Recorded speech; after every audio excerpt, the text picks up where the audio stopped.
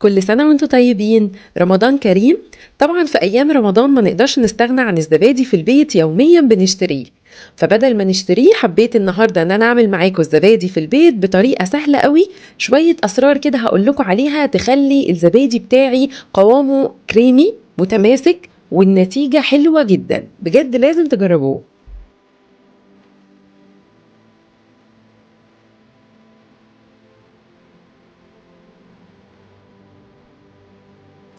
اول حاجة انا معايا لتر من الحليب البلدي اللي بنجيبه من عند اللبان العادي، وكوباية من الزبادي. طبعا احنا ممكن نعمل الزبادي بلبن الشركات اللي هو المبستر المعلب، وممكن نعمله باللبن البلدي، بس اللبن البلدي بيدي قوام اتقل، بيكون دسم وطعمه احلى. طيب اول حاجة انا عملتها هي ان انا غليت اللبن، وبعد ما غليت اللبن اول ما ابتدى يغلي بوطي عليه النار شمعة كده بسيطة قوي، واسيبه يكمل غليان لمدة 10 دقايق. تمام، وهقول لكم الخطوة دي سببها ايه. طيب بعد ما هسيبه ان هو يغلي لمدة 10 دقايق، بحط عليه معلقة الخشب كده زي ما وريتكم، وبسيبه على النار، وبعد كده بطفي عليه لغاية ما يبقى دافي، بحيث ان انا امسك الكازرول بتاعتي كده احس ان هي يعني ايدي مستحملاها مش سخنة قوي. وده اول سر في اسرار الزبادي، ان انا احط ايدي كده على اللبانة احس ان هو يعني ايدي مستحملاها، مش ببعد ايدي بسرعة ان هي سخنة. تمام. بعد كده هجيب اللبن بتاعي زي ما انتوا شايفين كده، هو عامل وش كده قشطة حلوة قوي. هبتدي ان انا اكمل بقى الخطوة التانية، وهي عمل الخميرة الاساسية بتاعتي بتاعة الزبادي. وتاني سر من اسرار الزبادي هو الخلاط. انا هستخدم النهاردة الخلاط، حطيت كوباية من الزبادي جوه الخلاط، وحطيت عليها شوية من اللبن الدافي اللي أنا عملته عشان أعمل خميرة حلوة للزبادي أشتغل بيها. طيب حابة برضو أقول لكم حاجة، أنتوا لو هتستخدموا اللبن المعلب يبقى هتستخدموا معاه الزبادي اللي هو بتاع الشركات، برضو هيطلع معاكم الزبادي بنفس الطعم بتاع الزبادي بتاع الشركات. استخدمتوا الزبادي البلدي هيطلع معاكم نفس الطعم بتاع الزبادي البلدي. طيب انا حطيت معلقة سكر عشان احلي الزبادي بتاعي. طبعا انتوا ممكن تحطوا اكتر من كده، بس انا استكفيت بمعلقة واحدة بحيث ان احنا نحافظ على التوازن ما بين الطعم اللاذع بتاع الزبادي ويبقى مسكر شوية صغيرين. طيب انا هبتدي بقى اضرب الخليط اللي انا عملته ده على اعلى سرعة في الخلاط. تمام، لان انا عايزه اعمل فوم كده في الزبادي بتاعي، او اعمل طبقه كده من الرغوه بتاعه الزبادي، ودي هتديني نتيجه حلوه قوي، هتخلي الزبادي بتاعي متماسك، وهتخلي الوش اللي احنا بنشوفه على الزبادي الجاهز.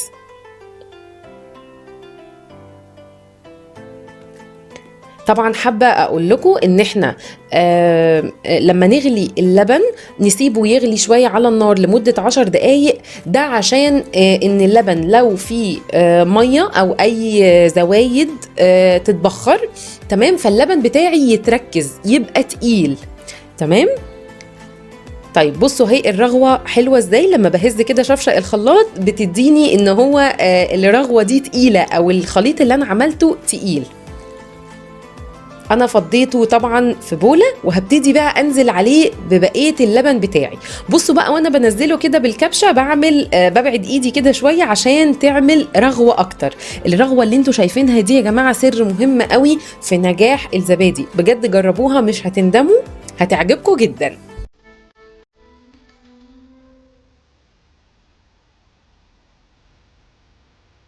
اهو بصوا ببعد ايدي ازاي عشان تعمل رغوة اكتر، او تعمل فوم كده في اللبن بتاعي.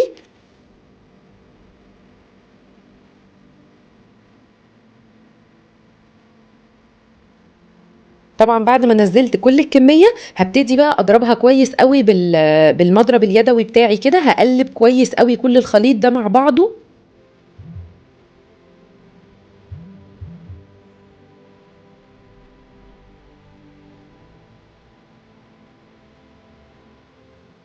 طبعا زي ما انتم شايفين خطوة الخلاط هتخلي الزبادي بتاعي ما فيهوش اي تكتلات ولا اي مثلا حتت كده مكلكعة فيه، بالعكس ده هيبقى كريمي، هيبقى متماسك، هيبقى ناعم جدا زي الجاهز بالظبط. وهبتدي ان انا اصبه في الكوبايات بتاعتي. ممكن تصبيه في سلاطين للزبادي، ممكن في اللي هي الطواجن الفخار الصغيره بتاعت الزبادي اللي تحبوه. انا جبت صينيه وغلفتها بالالمنيوم فويل، طبعا عشان الالمنيوم فويل بيحافظ على درجه الحراره لاطول فتره ممكنه. طبعا مش اجباري يعني، بس يفضل ان احنا نعمل كده. هبتدي بقى ان انا اصب كل الكمية بتاعتي في الكوبايات، وهكون مسخنة الفرن بتاعي على درجة حرارة متوسطة واطفيه. طيب السر كله في عمل الزبادي يا جماعة هو ان احنا نظبط درجة الحرارة.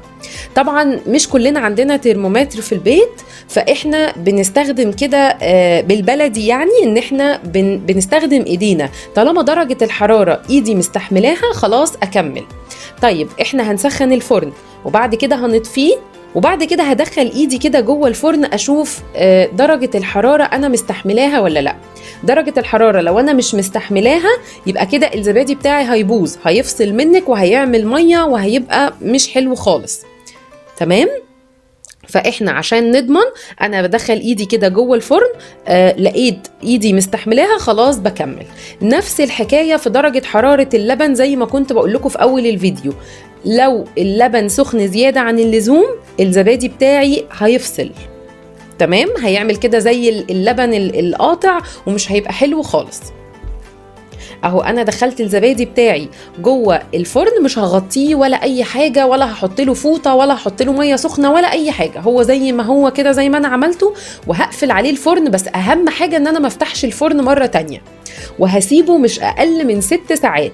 او يستحسن تعمله زي ما انا عملت، ان انا عملته بالليل وفتحت عليه تاني يوم الصبح. يا دوبك بس انا دخلته التلاجة اتماسك كده شوية ساعتين ولا حاجة، وبعد كده بصوا شكله حلو ازاي. بصوا الرغوة اللي انا قلتلكوا عليها عملت وش جميل ازاي.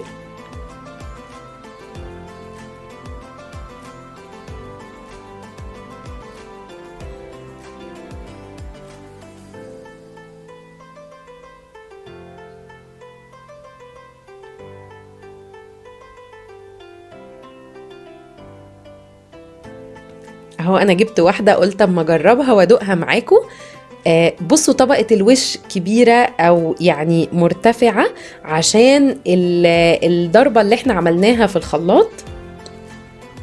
الزبادي بتاعي كريمي وناعم، وفي مطة بسيطة كده زي اللي بنشوفها في الزبادي الجاهز. بجد يا جماعة حلو جدا. اعمليه في البيت اضمن من اللي احنا بنشتريه في ايام رمضان. طبعا بيبقى الاستهلاك على الزبادي عالي قوي، فيستحسن ان احنا نعمله يوميا في البيت. جربوا طريقتي وقولوا لي رأيكم في التعليقات، واستنوني فيديوهات جديدة ان شاء الله. باي باي.